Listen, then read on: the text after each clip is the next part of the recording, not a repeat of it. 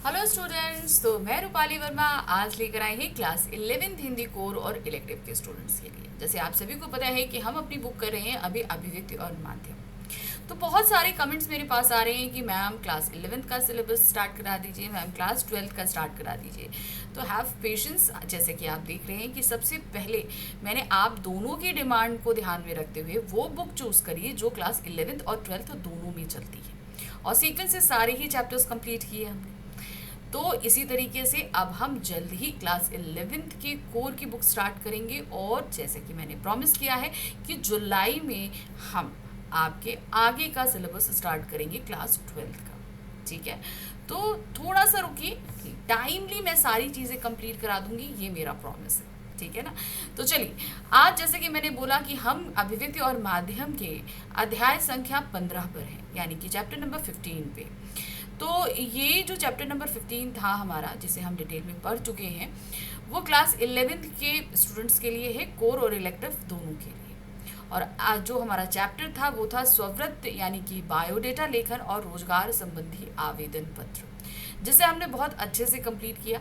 ध्यान रखिए कि ये इससे संबंधित प्रश्न आपके पास में आएगा ज़रूर।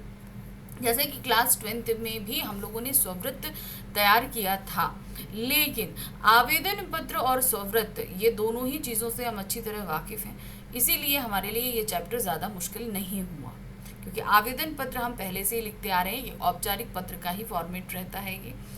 और स्ववृत्त की भी सारी बारीकियां हमने क्लास 10th में आपको समझाई थी, और जो अभी हमने चैप्टर कंप्लीट किया उसमें भी मैंने सारी चीज़ें आपको क्लियर कर दी। चलिए, चैप्टर तो क्लियर हो गया। अब हमारे पास एनसीईआरटी बुक में जो कुछ क्वेश्चंस दिए गए हैं इसी चैप्टर के बाद में, जिसे अब हम करेंगे। ठीक है, तो सबसे पहले हमारे पास जो प्रश्न आ रहा है वो पूछ रहा है, कल्पना कीजिए कि आपने पत्रकारिता के क्षेत्र में अपना अध्ययन पूरा कर लिया है। देखिए, अभी आप क्लास 11th में हैं, इसीलिए आपको कल्पना करने के लिए बोला गया है कि आपने मास कम्युनिकेशन का कोर्स कंप्लीट कर लिया है और किसी प्रसिद्ध अखबार में पत्रकार पद के लिए आवेदन भेजना है कि एज जो है एक जर्नलिस्ट आप कहीं पर ज्वाइन करना चाहते हैं, तो वहाँ पर आप एक आवेदन पत्र भेज रहे हैं। इसके लिए एक आवेदन पत्र लिखिए। ठीक है, अब आपको एक आवेदन पत्र लिखना है। क्या दिया गया है? सेवा में संपादक अमर उजाला। तो भाई यहाँ पर कोई पत्र, एक कहते हैं कोई भी एक संस्था पर्टिकुलर नहीं दी गई है, तो इसलिए हमने यहाँ पर दे दिया अमर उजाला जालंधर, विषय पत्रकार पद के लिए आवेदन। अब आवेदन पत्र तो आप जानते हैं, सीधे सीधे जैसे औपचारिक पत्र होता है उसी तरीके से हम लिखते हैं। महोदय, आज दिनांक 20 सितंबर, अब जो भी आगे हो, आप जिस भी डेट को लिख रहे हैं, जिस भी सन को लिख रहे हैं, डेट वो डालिएगा, को प्रकाशित अमर उजाला से प्रकाशित विज्ञापन से ज्ञात हुआ कि आपके कार्यालय को पत्रकार की आवश्यकता है। क्योंकि आवेदन पत्र में मैंने आपको पहले भी बताया है कि आप अगर कहीं आवेदन कर रहे हैं तो वहाँ पर पद जो है वो रिक्त है, इसकी इन्फॉर्मेशन आपको मिली कैसे, मतलब उस संस्था में वैकेंसी है, ये आपको कैसे पता चला? किसी न्यूज़ के जरिए, किसी मित्र ने बताया, किसी पत्र में पढ़ा, कहीं पर भी आपको ये बताना पड़ेगा। मैं इस पद के लिए आपको अपना आवेदन प्रस्तुत कर रहा हूँ। मेरा स्ववृत्त इस आवेदन पत्र के साथ संयुक्त है। इसको ध्यानपूर्वक देखने पर आपको विश्वास होगा मैं इस पद के लिए पूरी तरह उपयुक्त उम्मीदवार हूँ। मैं आपके विज्ञापन में वर्णित सभी योग्यताओं को पूरा करता हूँ। मेरा संक्षिप्त विवरण इस प्रकार है। क्या है? नाम है सुरेंद्र कुमार, पिता का नाम प्रवेश चंद्र, जन्म तिथि 19/11, तो अब आपको जन्म तिथि उस हिसाब से लिखनी पड़ेगी। वर्तमान पता 35 शांति नगर हरिद्वार, स्थानीय पता 450 ऋषिपुरी दिल्ली। दूरध्वनि, यानी कि आपका क्या हुआ, दूरध्वनि का तात्पर्य मतलब जानते हैं ना आप, जो लैंडलाइन फोन होता है, तो वो देंगे। फिर चल ध्वनि यानी कि मोबाइल, वो नंबर देंगे। ईमेल एड्रेस दे देंगे, जो भी आपको सही लगे, आपका जो भी आपका नाम है उस हिसाब से ईमेल पत्र। अब शैक्षणिक योग्यताएं देंगे। ठीक है, अब चूंकि आवेदन पत्र आप दे रहे हो तो उसके साथ शैक्षणिक योग्यता, क्योंकि हम आवेदन पत्र लिख रहे हैं, यहाँ हमने स्ववृत्त तैयार नहीं किया है, ध्यान रखना, क्योंकि स्ववृत्त में हम शैक्षणिक योग्यताएं हमेशा एक क्या करते हैं, तालिका में बनाते हैं। मैं राजनीतिक विज्ञान का छात्र रहा हूँ और राजनीति मेरा प्रिय विषय रहा है। मैं इस विषय में ऑनर्स के साथ प्रथम श्रेणी में स्नातक की उपाधि पाई है। ठीक है, अब चूंकि अभी तो आप 11th में हो, लेकिन मास कम्बिनेशन आप हमेशा पोस्ट ग्रेजुएशन के बाद ही करोगे, तो स्नातक क्या है, ग्रेजुएशन। मैं आपके समाचार पत्र की गतिविधि और पहलुओं से न केवल पूरी तरह वाकिफ हूँ, बल्कि उन्हें और अच्छे से सरल शब्दों में प्रस्तुत करने की क्षमता रखता हूँ। तो आश्वस्त भी आपको करना पड़ेगा कि मैं आपके लिए बेस्ट कैंडिडेट हूँ। राजनीतिक, संस्कृति, धर्म, सामाजिक, वर्तमान मामलों जैसे विभिन्न क्षेत्रों के बारे में मुझे गहराई से ज्ञान है। मैं लिखित और मौखिक दोनों प्रकार से स्वयं को अभिव्यक्त करने में सक्षम हूँ, यानी कि मैं लेखन कार्य भी अच्छे कर सकता हूँ और मौखिक में भी अच्छा हूँ। मुझे वाद विवाद और निबंध की अखिल भारतीय प्रतियोगिताओं में प्रथम पुरस्कार मिले हैं। मैं अपने विद्यालय और महाविद्यालय की क्रिकेट टीमों का कप्तान रहा हूँ। इससे मेरी टीम भावना और नेतृत्व क्षमता अप्रमाणित होती है। मैं पर्यटन का शौक रखता हूँ और लगभग पूरे देश के महत्वपूर्ण स्थानों का दौरा कर चुका हूँ। तो देखिए, ये जो भी आपके शौक है, जैसे मैंने पहले बताया है कि जब हम आवेदन पत्र या कोई क्या कहते हैं स्ववृत्ति भी तैयार करते हैं, तो जो आपके हॉबीज़ हैं उन्हें भी आपको बताना पड़ता है, क्योंकि कहीं ना कहीं ये काफ़ी ऐसी चीज़ें होती हैं जो हमारे जॉब प्रोफाइल में बहुत ज़्यादा एलिमेंट्स जो है वो जोड़ती है, जिससे जो नियोक्ता है वो हमें चुनने के लिए मजबूर हो जाता है। इन योग्यताओं के साथ साथ मैं कई वर्षों से स्वतंत्र लेखन में भी जुड़ा हुआ हूँ।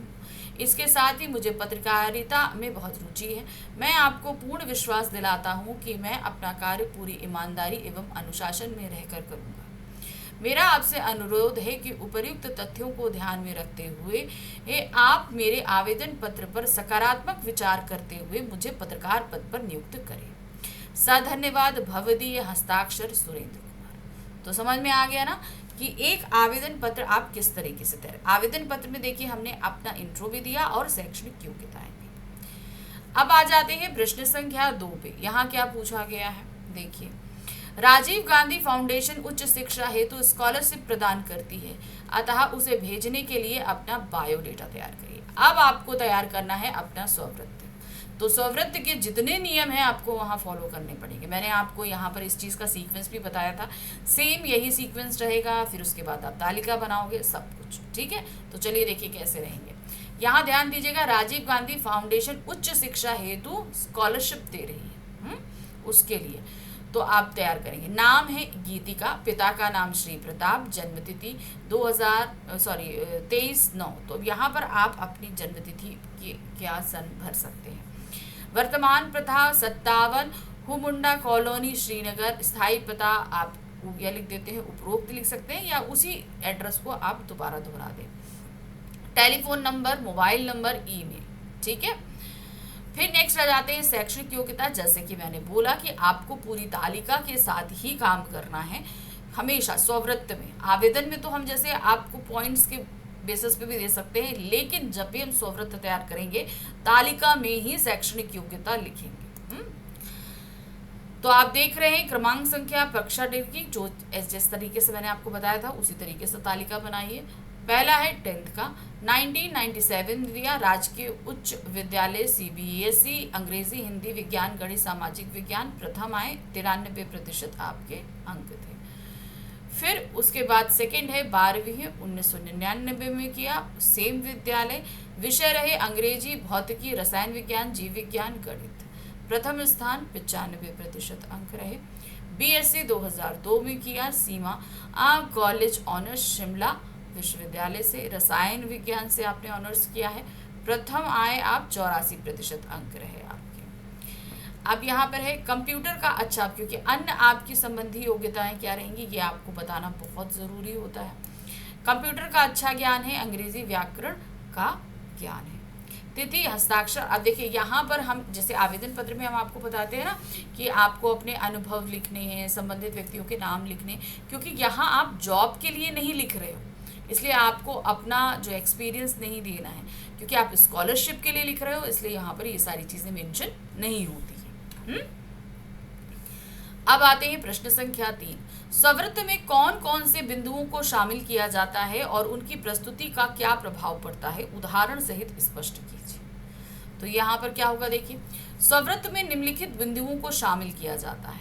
पहला है स्वव्रत को ईमानदारी से बनाना चाहिए, मतलब उसमें हमें झूठी बातों को मेंशन नहीं करना चाहिए, क्योंकि भाई देखिए जो नियुक्ता है वो बहुत अनुभवी होता है। अभी आप झूठ बोलोगे आपको नियुक्त कर लिया जाएगा, लेकिन आपका झूठ बाद में तो जब आप वहाँ काम करोगे तो पकड़ जाएगा ना, इसलिए पूरी ईमानदारी से लिखना चाहिए। स्वव्रत की भाषा शैली सीधी, सटीक व स्पष्ट होनी चाहिए, बहुत घुमा फिरा के नहीं, जो बात कहनी है सीधी सपाट कहिए। स्वव्रत में ना तो ज़रूरत से अधिक लंबा हो और ना ही ज़्यादा छोटा होना चाहिए। देखिए इसके मैंने आपको दो चीज़ें बताई थी कि स्वव्रत लंबा और छोटा दो तरीक़ों से हो सकता है। अगर आप तुरंत स्कूल मतलब कॉलेजेस से पढ़ के निकले हैं तो जाहिर सी बात है कि आपका स्वव्रत छोटा रहेगा, और अगर आप धीरे धीरे काम करते करते अनुभवी हो जाते हैं तो फिर बहुत लंबा हो जाता है। लेकिन उसमें आपको फालतू की चीज़ें लिखने की ज़रूरत नहीं है कि अपना आप स्वव्रत जान के लंबा करो, ये काम नहीं करना चाहिए। स्वव्रत में किसी भी प्रकार की अतिशयोक्ति से बचना चाहिए, कोई भी चीज़ बढ़ा चढ़ाकर हमें नहीं कहनी, जो जैसी है वैसे ही लिखिए। स्वव्रत साफ, स्वच्छ और सुंदर ढंग से लिखा होना चाहिए। स्वव्रत साफ सुथरे ढंग या कंप्यूटर द्वारा छापा होना चाहिए, यानी कि टाइप्ड हो तो बहुत अच्छा है, नहीं तो कंप्यूटर द्वारा टाइप्ड भी हो सकता है। स्वव्रत में व्याकरण संबंधी भूलों को भी दूर कर लेना चाहिए, यानी कि ग्रामेटिकल मिस्टेक्स बिल्कुल भी नहीं होनी चाहिए, ये चीज़ ध्यान रखिए। उपर्युक्त बिंदुओं को ध्यान में रहने पर नियोक्ता पर सकारात्मक प्रभाव पड़ता है, यानी कि जिसके पास हमारा बायोडेटा जा रहा है उसके पास पॉजिटिव इफेक्ट पड़ेगा, वो हमें चुनेगा। एक अच्छा स्वव्रत किसी चुंबक की तरह होता है जो नियोक्ता को आकर्षित कर लेता है। एक स्वव्रत को किसी उम्मीदवार का दूत या प्रतिनिधि कहा जा सकता है। जिस प्रकार एक अच्छा दूत या प्रतिनिधि अपने स्वामी का एक सुंदर और आकर्षक चित्र प्रस्तुत करता है, उसी प्रकार एक अच्छा स्वव्रत नियुक्तकर्ता के मन में उम्मीदवार के प्रति अच्छी और सकारात्मक धारणा भी उत्पन्न करता है। तो हमेशा देखिए साफ सुथरा लिखिए, ईमानदारी से लिखिए। साफ मन से लिखेंगे तो वो सामने वाले को प्रभावित जरूर करेगा। ठीक है, तो देखिए किस तरीके से हमारा ये चैप्टर नंबर 15 भी खत्म हो गया, और अब हम आ चुके हैं अपने लास्ट चैप्टर यानी कि चैप्टर नंबर 16। तो जल्द ही यानी कि नेक्स्ट वीडियो आपका इसी पर रहेगा। तो धीरे धीरे बुक हमारी समाप्त हो रही है और आगे भी हम धीरे धीरे बढ़ रहे हैं, लेकिन साथ ही साथ एक नई शुरुआत भी हुई है। हमने आपके लिए टेलीग्राम चैनल बना दिया है, तो जल्द से जल्द उसे ज्वाइन करिए। ठीक है, इसका लिंक आपको नीचे डिस्क्रिप्शन में मिल जाएगा। Thank you for watching, bye bye.